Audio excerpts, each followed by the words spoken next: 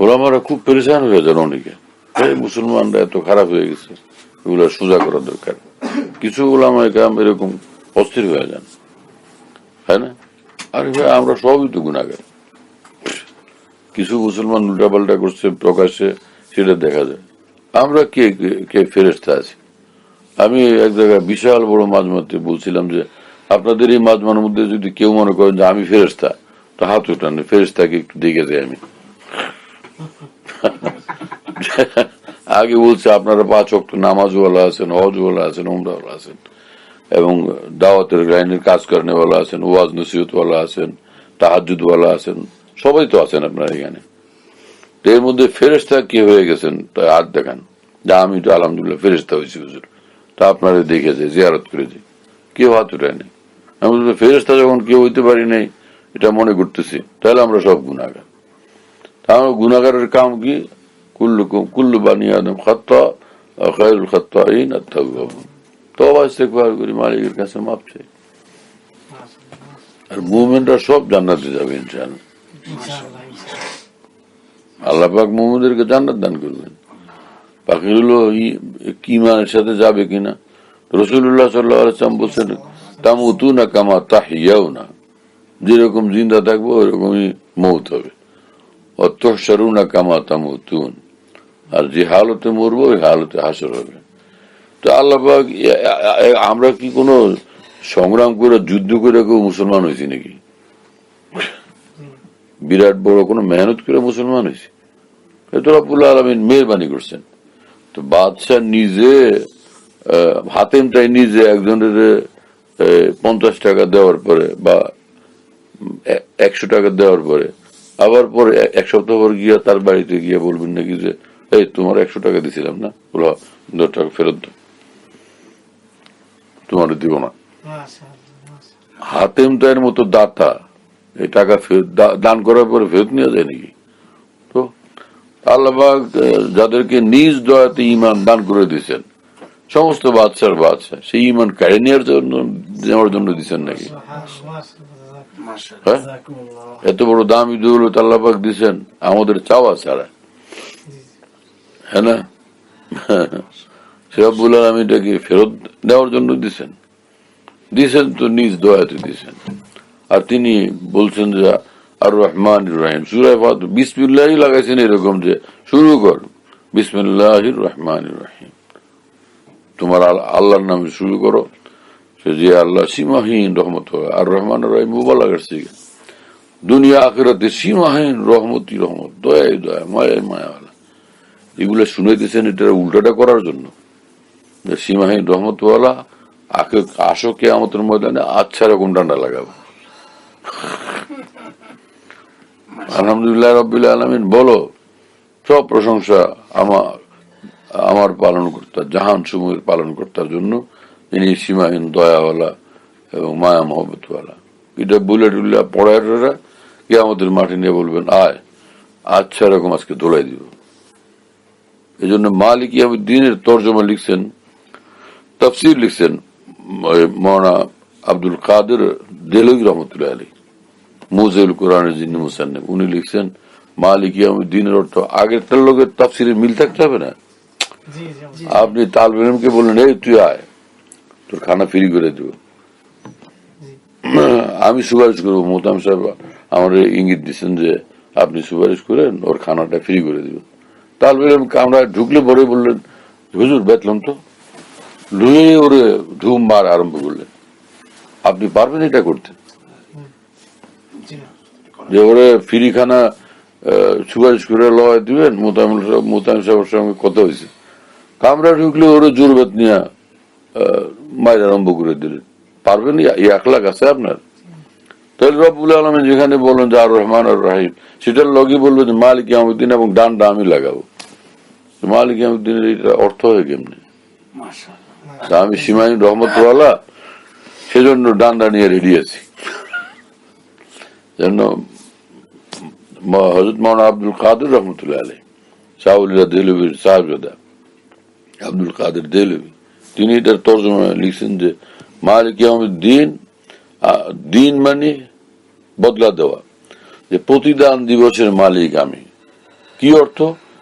যে আমি সীমাহীন রহমত দিয়া পালি, দয়া দিয়া পালি, আর কিয়ামতের মাঠে যেখানে যার যার আমল মোতাবেক প্রতিদান দেওয়া হবে, এর বিনিময় দেওয়া হবে, সেই দিনের মালিক কোনো গাউসে আজম না, কোনো পিসাব কেবলা না, কোনো পার্টির হুজুর না, কোনো বেরলবিয়ার দেওবন্দিরা না।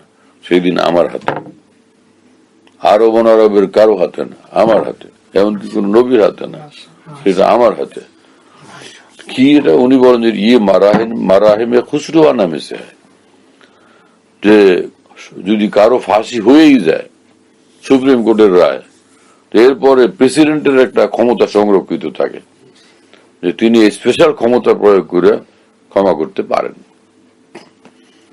এটা হলো মারাহেমে খুসরুয়ানার এলান মালিক ইয়াউমিদ্দিন, যে যদি আইনের পেছে তুমি আটকা পড়ে যাও কিয়ামতের মাঠে, আমি আমার স্পেশাল ক্ষমতা বলে তোমার ক্ষমা করে জান্নাত দিয়ে দিব।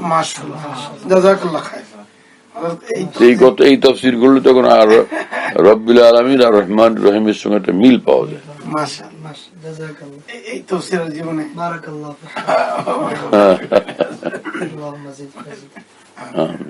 পানি একটু থোড়া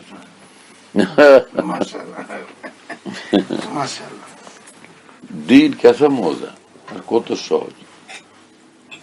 সব চুরি করে, মিথ্যা কথা কয়, ধোকা দেয়, নামাজ পড়ে না, এগুলোর কি হয়? আর এই তো নমরুদ তো না, এটা আবু লাহাব তো না, আবু জাহাল তো না, মুসলমান। আর সবচেয়ে নিকৃষ্ট মুসলমানের জন্য বুখারী শরীফে আছে যে এই দুনিয়ার 10 দুনিয়ার সমান জান্নাত আল্লাহ দিবে। ঈমানওয়ালা যদি আর একটু ভালো আমল করে, তাহলে তার কত বড় মর্যাদা হবে। নামাজ ধরলে, রোজা ধরলে, সেই সঙ্গে এলেম থাকলে, আরে ভাই সুবহানাল্লাহ, সে যদি আবার দিনের দিকে ডাকে, তাহলে তো আরো বড় ব্যাপার। মুসলমানের বড় শান হবে কিয়ামতের ময়দানে। এবং আল্লাহ পাকের আজীব শান। আল্লাহ পাক বলছেন যে জাহান্নামের কথা বলে ওইদাতুল কাফিরিন, এটা মূলত বানানোই হয়েছে কাফেরদের জন্য। মুসলমানদের জন্য জাহান্নাম বানাননি আল্লাহ তাআলা, আগেই নিজে বলে রাখছেন। আর ওইটা জান্নাত যেটা, ওইদাতুল মুত্তাকিন। জান্নাতের কথা বলছে সারিউ ইলা মাগফিরাতিম মির রাব্বিকুম ওয়া জান্নাতিন আরদুহা সামাওয়াতু ওয়াল আরদু উইদ্দাত লিল মুত্তাকিন। তোমরা ছোট মাপটাপ ছায়া ঠিক করে এলো, বড় জান্নাতের দিকে আগাও। এটা একদম মূলত রেডি রাখা আছে, একদম কমপ্লিট প্রস্তুত অবস্থায় আছে মুত্তাকিদের জন্য। এখন বলবেন যে মুত্তাকিদের জন্য তো ফের আমরা গুনাহগার পার্টির কি হবে? তো আল্লাহ পাক পরিষ্কার বলছেন, তোদেরটাও বলে দিই, ওয়াল্লাযীনা ফাআলু ফাহিশাতান, এইখানে আছে, এই আয়াতের পাশে নিচে, ওয়াল্লাযীনা ফাআলু ফাহিশাতান আও যালামু আনফুসাহুম যাকারুল্লাহ ফাস্তাগফিরু লিযুনুবিহিম ওয়া মান ইয়াগফিরু যুনুবা ইল্লাল্লাহ ওয়া লাম ইউসিরু আলা মা ফাআলু ওয়া হুম ইয়ালামুন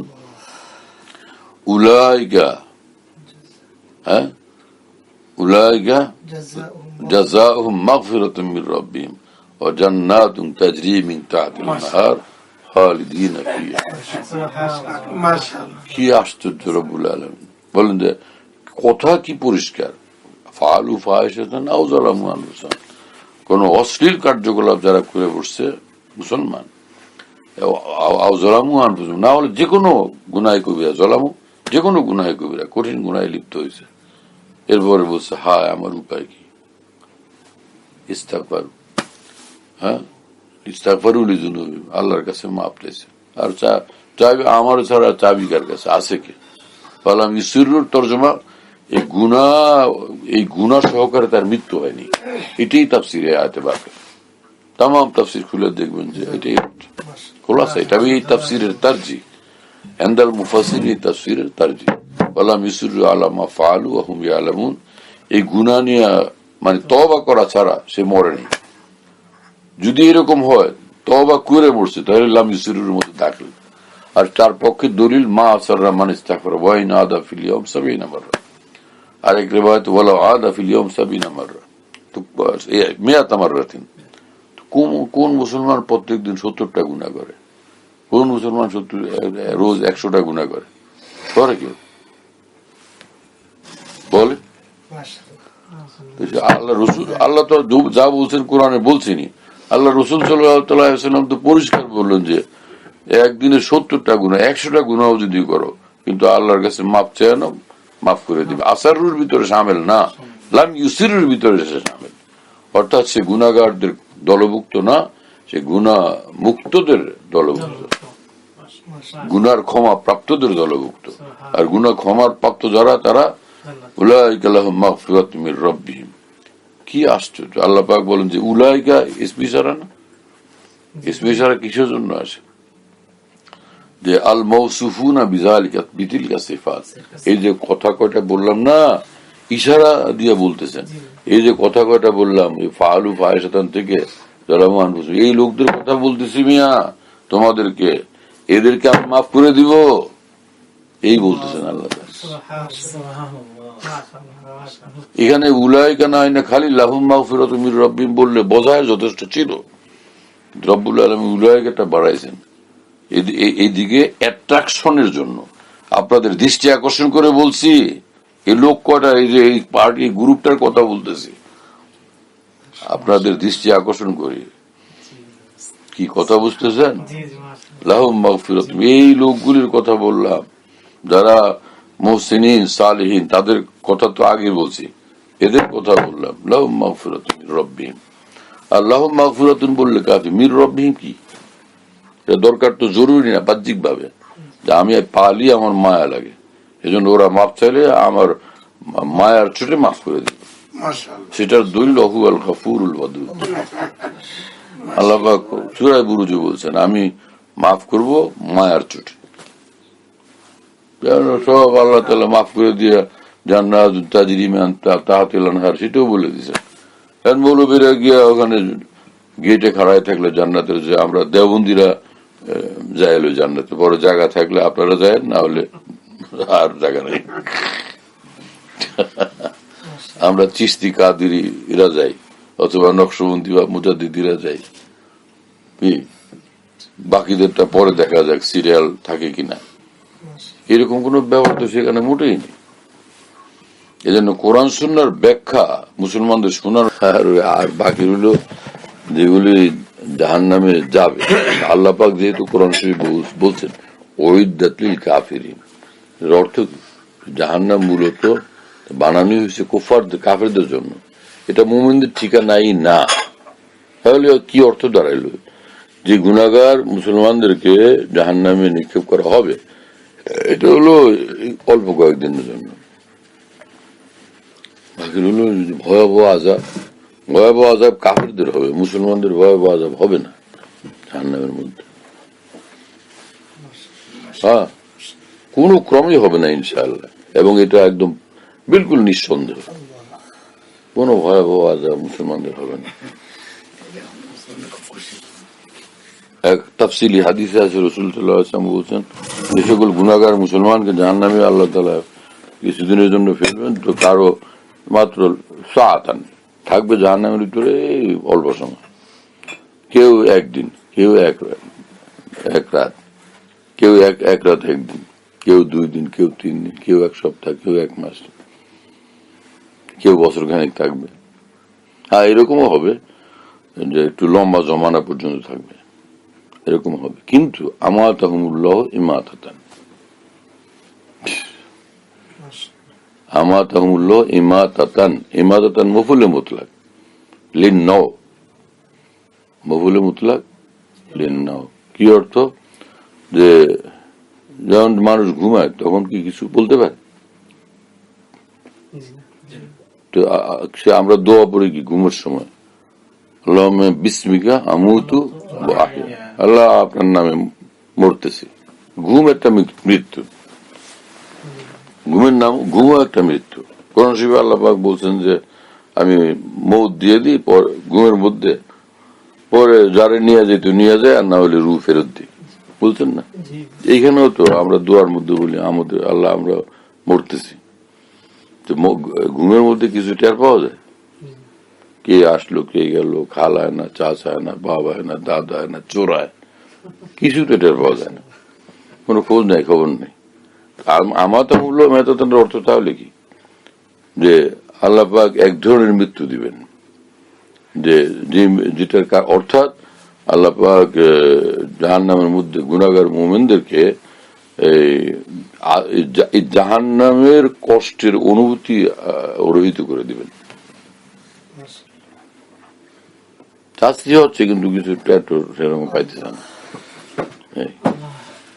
কিছুই অনুভব করবে না, আর না হলে একদম অতি মাত্রায় হালকা অনুভব করবে, বুঝলে ইঞ্জেকশন দেওয়ার মতো, পিঁপড়া কামড়ের মতো হালকা কিছু অনুভব হবে, বা হবেই না, একদম হবে না। বাকি একটা আইনের বাস্তবায়ন, ফর্মালিটি পূরণের জন্য কয়েকদিন গিয়ে থাকবে, বড় তো ফ্রেশ টেস্ট করে আর নবরুল্লাহ তো দুনিয়া মুছে এটা জান্নাত দিয়ে দিবেন। পোতাকাউর রহমান, সব মুমিনরা ইনশাআল্লাহ জান্নাতি হবে। ঈমান নিয়ে আল্লাহ যাদেরকে দুনিয়াতে রাখতেছেন, আল্লাহ পাক নিজ দয়াতে ঈমান সহকারে মৃত্যু দিবেন, ঈমান নিয়ে এরা জান্নাতে যাবে ইনশাআল্লাহ। এই ওয়াজ করে দেখেন মানুষের কাছে, আপনারা সবাই খুঁজবে, এই হুজুরকে তালাশ করেন, এই হুজুর ভাই ভালো ভালো কথা শুনেছে। হ্যাঁ, আর এতে ফায়দা এই যে মানুষ গুনাহ ত্যাগ করে দেয়। ভাই আশ্চর্য কথা শুনলাম, এত বড় শয়তানি আমার নাফরমানি, তারপরও আল্লাহ এরকম সহজ বিধান রাখছেন আমার জন্য, এত দয়া, দেখ আর গুনাই করবো না। হ্যাঁ, একবার আমি নাটোরে গেছি, জীবনে প্রথম, ওই নাটোরে মানে ওই এলাকায়, নাটোরে তো গেছি আলহামদুলিল্লাহ অনেকবার, যে এলাকায় ছিল ওটার নাম কি জানি ভুলে গেছি, লালপুর।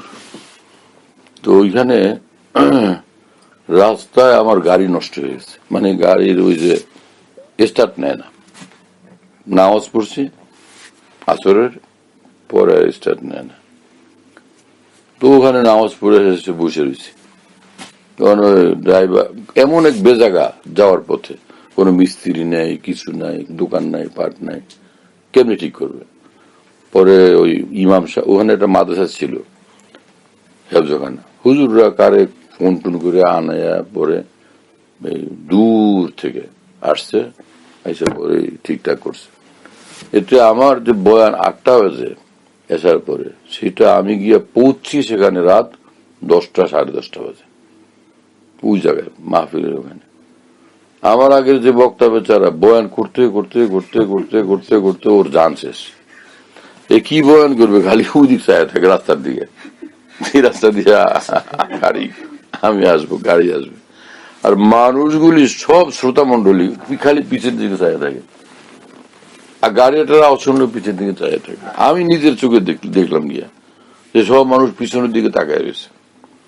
যাই হোক, অত্যন্ত শর্মিন্দা লাগছে নিজেকে, গিয়ে স্টেজে উঠলাম, গিয়েই বললাম যে ভাই এই ঘটনা ঘটছে, আসতে পারিনি এই কারণে, ভাই খুব শর্মিন্দা আমি, কিন্তু আপনারা তারপরও এই বিশাল বড় মাজমা বসে রয়েছেন আল্লাহর মহব্বতে, দ্বীনের মহব্বতে, আলহামদুলিল্লাহ দিনই কথাবার্তা বলার তৌফিক হয়েছে। মাহফিলের পরে মানুষ, আমি তো শেষ, আমার বয়ান শেষ ছিল, তারপরে সে দলে দলে ভিড়, মানুষের মুসাফার ভিড়, মুসাফা করে সবাই চলে যেতেছে, কিন্তু 10-12 জন বা আরো 12-14 জন মানুষ, এরা মুসাফা করে স্টেজের ডান পাশে গিয়ে দাঁড়ায় রয়েছে, প্যান্ট শার্ট ওয়ালা দাঁড়িয়ে নেই, দল বাইন্দে দাঁড়ায় আছে, এরা যায় না। তো ওই লোকগুলো শিক্ষিত মনে হলো দেখতে, যায় না, তা আমি আর এদেরকে বিরক্ত করিনি, আপনারা দাঁড়ায় আছেন কেন, যান, এটা বলিনি আমি। আচ্ছা থাকতেছে, থাক, দেখি ওদের ভালো লাগছে। পরে সব মুসাফার লাইন শেষ, মুসাফার লাইন খতম, তখন আমি বললাম যে ভাই আপনারা দাঁড়ায় হয়েছেন, আমি জান নেই, কিছু বলবেন? হ্যাঁ হুজুর, কিছু বলবো। কি? বলে যে হুজুর সারা জীবন যেখানে যাইতাম ওয়াজ শুনতে, খালি শুনি যে আমাদের জাহান্নাম ছাড়া রাস্তা নেই, পাপ যা করছি এগুলোর জন্য জাহান্নামের আযাব আমাদের জন্য অবধারিত। পরে সব জায়গায় এই কথা শুনে পরে ভাবলাম যে জাহান্নামে যাওয়াই যখন লাগবে, তো শাস্তি যখন বুক করবে, পাপ যা আছে সবগুলি করবো, এখানে অন্তত মজা করে লি, এখানে কি মজা করে লি, ওখানে গিয়ে তো মাইরি খাবো, তাছাড়া তো উপায় নেই। কিন্তু আপনি আজকে যে বয়ান করলেন মাশাআল্লাহ, কোরআন সুন্নাহর আলোকে আপনি তো বললেন যে আমাদের মতো গুনাহগারদের জন্য মুক্তির পথ আছে, ক্ষমা লাভের রাস্তা খোলা আছে। এই কথা তো আগে শুনি নাই। তা যে সকল হাদিস কোরআন দিয়ে আপনি শুনাইলেন, আল্লাহ এই বলছেন, রসুল সাল্লাল্লাহু আলাইহি ওয়াসাল্লাম এই বলছেন, 100 জন হত্যাকারীকেও আল্লাহ তাআলা মাফ করে দিয়েছেন, জান্নাত দিয়ে দিয়েছেন, এমন কথাবার্তা শুনলাম। এত বড় গুনাহরও ক্ষমা পাওয়া যায় তো আশ্চর্য। পরে হুজুর আজকের থেকে নিয়ত করছি যে আর গুনাহ করবোই না। এত সীমাহীন দয়াওয়ালা আল্লাহরে নারাজ করা আর তার টাকায় নিমক হারামি করা কিভাবে শোভনীয়, শোভা পায় না? আজকের থেকে আর তওবা করলাম, আজকে আর গুনাহ করবোই না, এই কথাটা বলার জন্য হুজুর দাঁড়ায় রয়েছে। Assalamu alaikum. Welcome to Quranic Message channel. Please subscribe this channel to support us. And if you like this video, please don't forget to like, comment and share to your friends and family. Jazakallahu khairan.